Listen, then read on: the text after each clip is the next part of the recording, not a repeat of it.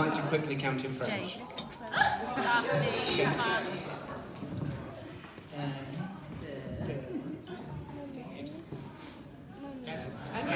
Right, over to Wayne. Darcy will have a drink first, then she'll be there. Wayne, count in French.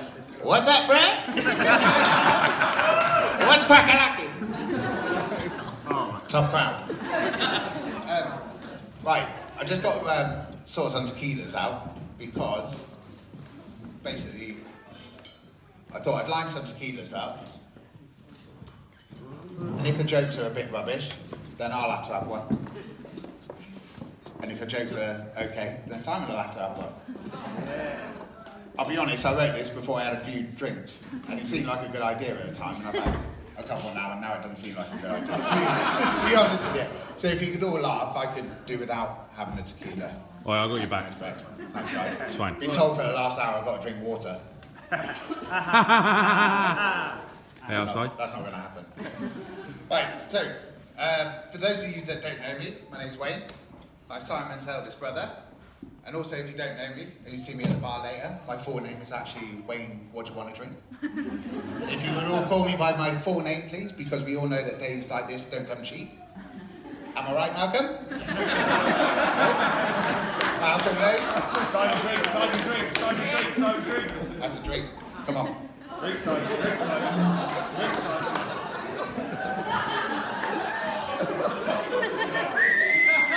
Don't be like that, Mum. We all know he's not your favourite.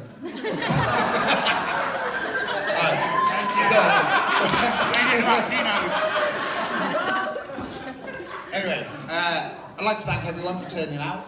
It's great of you to all come.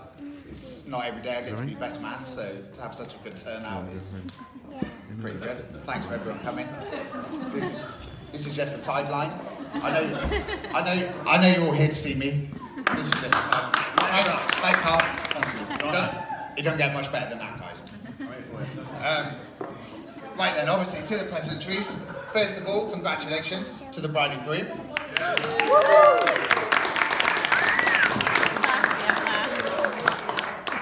Sam, you look incredible. Every interview radiates elegance that we come to expect from yourself. And as a father to a daughter myself, I know that it must have made your father Malcolm and your mother Angie burst with pride. That's fine. Heckling already. Stop taking my limelight, Jude. There you are. Wait now. Come on, Wayne. Shall I go through that last line again? So, Sam, obviously, you're fantastic, as we come to expect from you. As a father to a daughter myself, I know that it must have made your father Malcolm and your mother Angie very proud.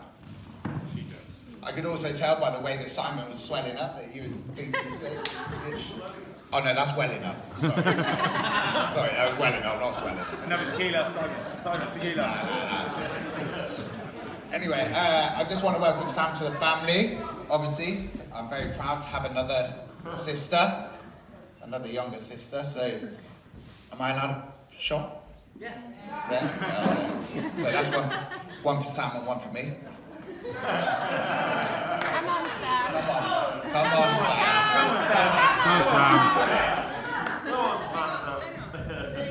Ditch the kid.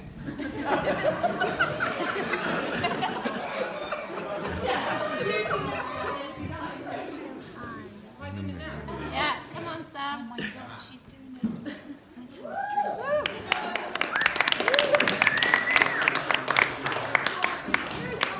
Sam. That's not your only one.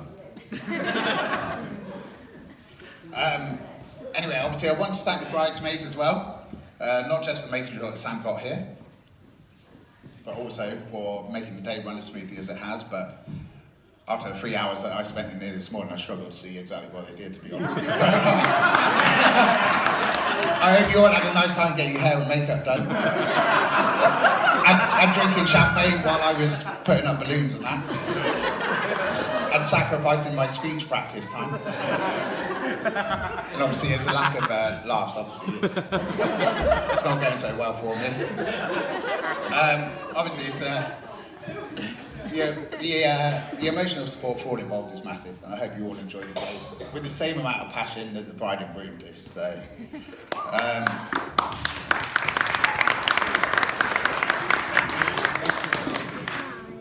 now I was told apparently that it's tradition for the best man to sleep with the maid of honour.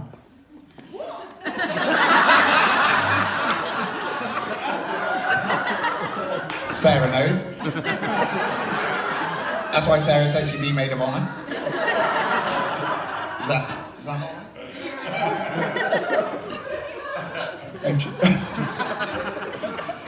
Sarah's changed since she got a boyfriend.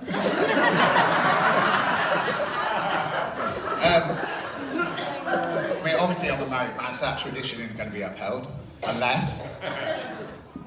Guys.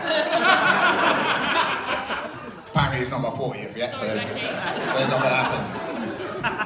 Also, my wife has asked me to stipulate before I start the speech that I'm not speaking for the both of us. And that she also doesn't want to be associated with me while I do this speech. Now, I know that sounds like a mean thing to say, but my wife carries the same philosophy over in our sex life. She don't want to know me then either. How you getting on, Becky? All right? That's why I was hoping things would go a bit better with Sarah. Don't run. They all run.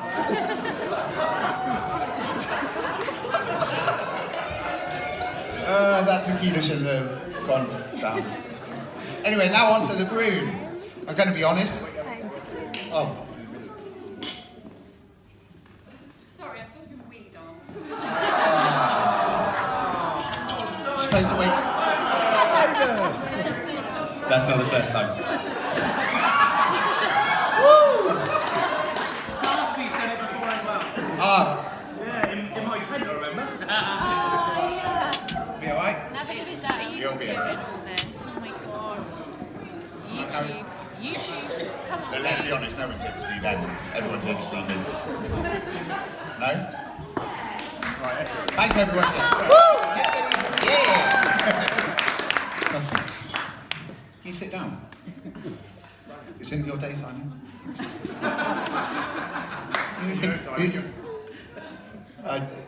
Come on, Wayne. Can I carry on? Yeah, do it, Wayne. Oh, this is a speech for you guys, this is alright. So, yeah, so, you take your time. Got a whole lifetime. Don't look at me like that, mate. I know that look. That means no, not tonight. His mother's so embarrassed now. She's leaving. Anyway, now on to the group. Going to be honest, Simon pulled me aside and asked me not to drag too much up from the past, as he didn't want the in-laws to be offended. I agreed and then thought to myself that his concerns were a bit bizarre as my in-laws aren't here.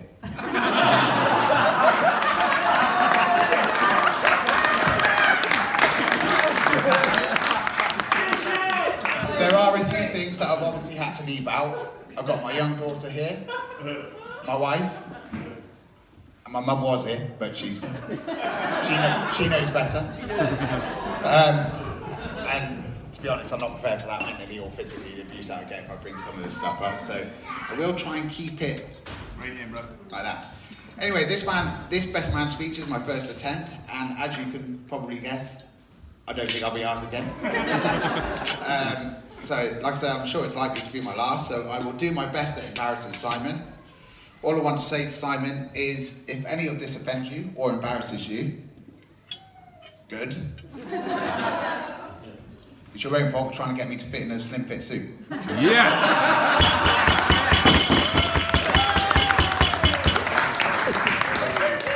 This is not a figure that is maintained cheaply. There's a lot of Dominoes and cheesecake that has gone into this. Okay? So I won't be offended, as long as you don't. So first things first, a bit of family background. Simon and I are half of the Easterbrook boys. The other two are our brothers, Carl and Neil. Simon is the youngest and I'm the oldest. I'm sure my mother and father didn't plan for it, but it appears that the charisma, charm, wit were on a downward slope after the birth of their first. Everyone knows. As youngsters, we all got on great. We were good pals, and on top of that, we never got in trouble, and we're idyllic kids that the whole RAF community hoped that their children could be like. That is what my parents would probably want to hear when I step up to do this speech, but unfortunately that's far from the truth. The truth is, we're all little sods. We used to lock kids in coal bunkers, and then forget they were there. Only for my mum and dad to get irate family members that said victims coming around the house complained that their kids had sawed themselves whilst they were being locked up for hours. True story. You don't want to see me at my worst. Yeah, that was with shaving foam. Yeah. I can also remember being shown videos at school about the risks of playing on train tracks and that you could derail a train by putting debris on the tracks. This is not information you give to an Easterbrook boy. The first thing I did that weekend was line the train tracks with stones, bricks, branches, and stood on top of the bridge admiring my handiwork, waiting for the carnage that would come from a train from Fortunately for the people on the train, the information that I'd been given was duff. Unfortunately, though, for my parents, was that I'd now just learned that listening to adults was futile, as a bulk of what they told me was also nonsense. We would also go to the local quarries and break into the workers' caravans so that we could eat their digestives, because we're classy, and check out the nude girls in the pornos in the Daily Sport newspaper. Some things never change. On one occasion, we hung Simon out of our bedroom window. He was in safe hands. He was being dangled out the window with the strength of an 11-year-old, 9-year-old and 7-year-old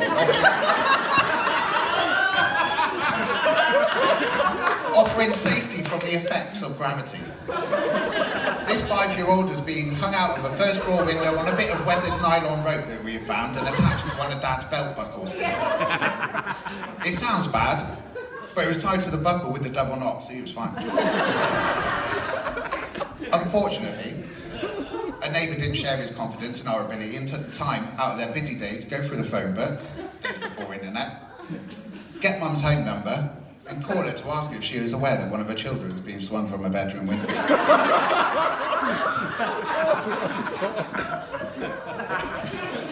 Now, as for liking each other when we were growing up, I'd say that we all got on reasonably well. As well as 4 boys aged within 6 years of each other living together could. There were quite a few fights and a lot of bickering, but we used to play games together and formed a special bond through them. No homo. One of my favourite games to play, though, was when we'd all stand around the toilet and have a sword fight whilst we were urinating. Inevitably, someone would get splashed and it would descend into chaos and we'd end up fighting out the monsters. I am happy to say, though, that after a week and a few emails, we managed to put Splashgate behind us and we made friends again just in time for the wedding.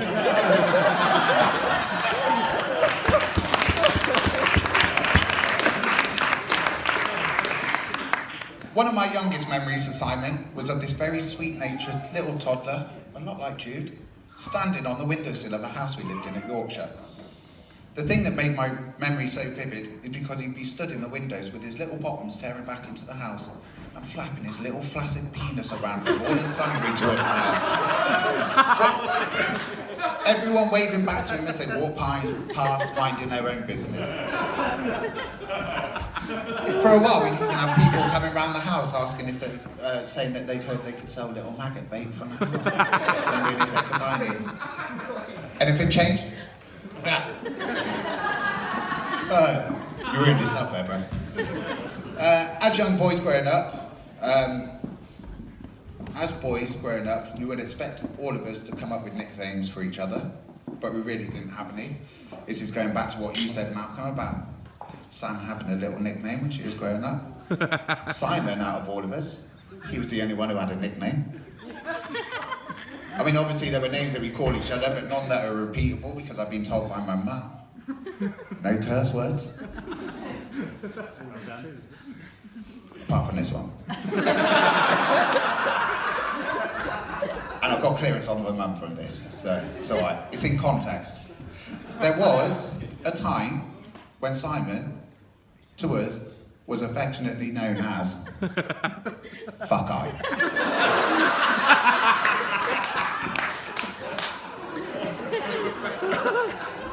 This was on account of Simon's lazy eye.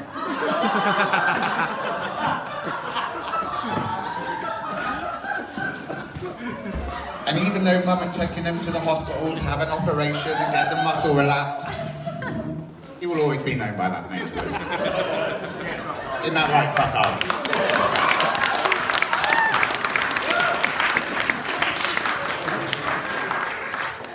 Now, Simon and Sam have two wonderful children. My beautiful niece, Darcy.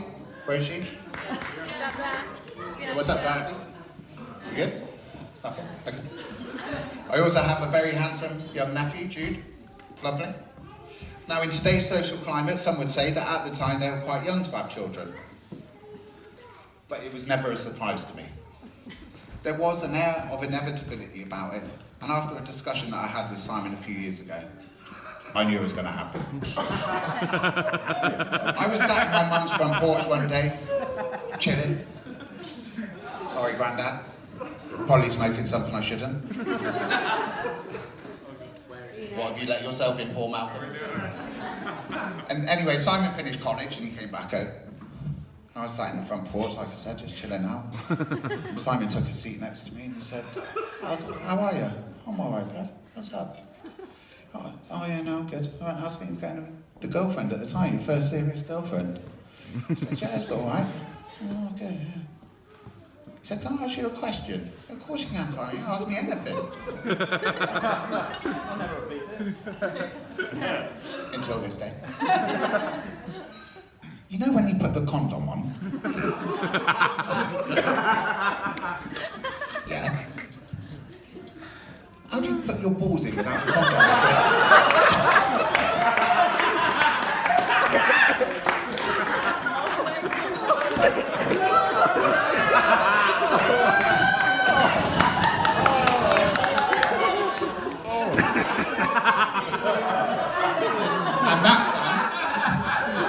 And that, Sam, is how you know he's the man for you, because he will put everything into this relationship.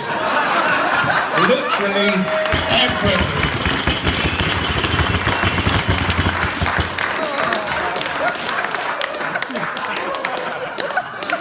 Now, Simon touched on this briefly earlier when he said about when we went on holiday to Greece and got steaming on Tranbury.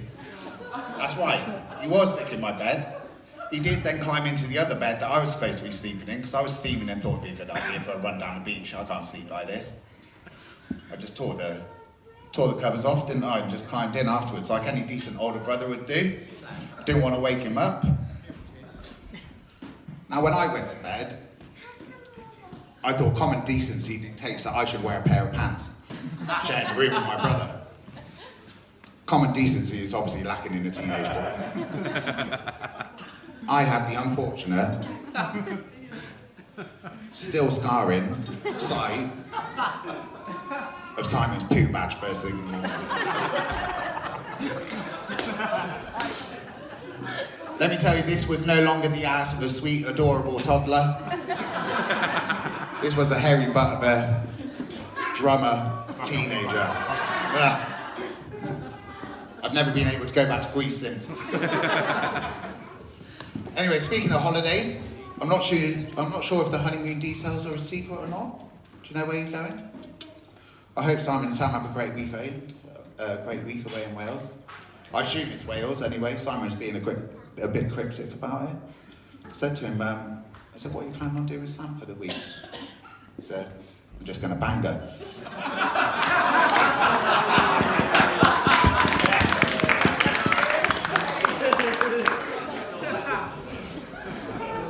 You told a story about Sam, how you met her. I don't believe it for 1 minute. Now, as Easterbrook boys, we have the capacity to say things in our head that sound amazing. Oh yeah. There is absolutely no reason why this girl would not want to go to bed with me for saying this. I tried it out on a girl in Edwards once and couldn't hear out my ear for a week because I was slapped with such ferocity. Now, unfortunately, I have been in the vicinity of Simon when he tried to chat up a girl. And he told me that, he told her, sorry, that she had a fantastic set of childbearing hips. And Simon genuinely got offended that she got offended. You never tell a girl she got a fat ass. Never.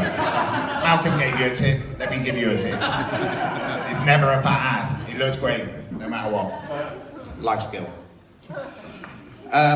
Unfortunately, I've got to rein it in, because I've got to. Do you want me to carry on, Beck? Yeah. Are you sure? Rein it in. So that, ladies and gentlemen, is as far as I'm prepared to go. I hope I've embarrassed you sufficiently. I will have another tequila with you in a sec. I'd just like to obviously close with a few words. Obviously to the bride and groom, I hope that you enjoy your day. Enjoy your new relationship as husband and wife. Allow yourself to be unburdened by any previous arguments that you have had, for you are now going into the world as a unit, bound by the vows that you have sworn to each other today. There will be times when you may disagree on things or become impatient with each other, as can normally be the case when you work hard and are trying to raise a young family.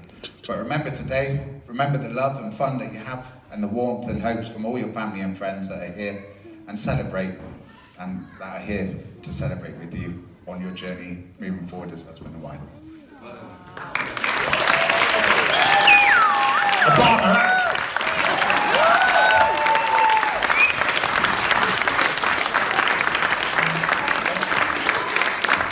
Sam just said she was going to do all the shop by herself as a husband and man.